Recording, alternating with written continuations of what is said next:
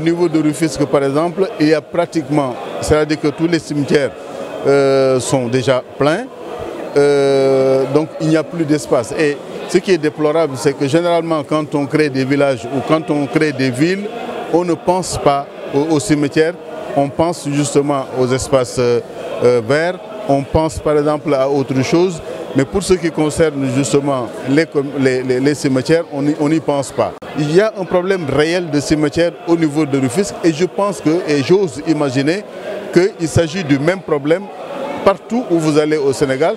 Donc c'est une occasion, au moment où le président de la République commence son dernier mandat, commence justement à poser des actes forts pour assainir donc, le pays, pour assainir justement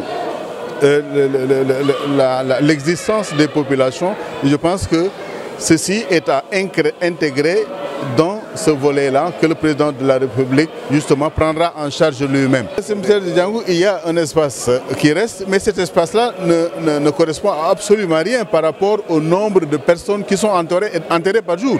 Moi, j'habite à côté du cimetière, mais si vous voyez le nombre de personnes qu'on enterre dans le cimetière, vous vous rendrez compte que nous, même population de Rufisque, nous risquons d'avoir des problèmes. Demain et après-demain, nous ne souhaitons pas que les populations meurent. Non, ce n'est pas notre souhait. Mais seulement, il est de notre rôle, nous, en tant qu'imams, quand nous voyons des problèmes en perspective, d'en parler pour que justement les autorités prennent le courage justement de les régler.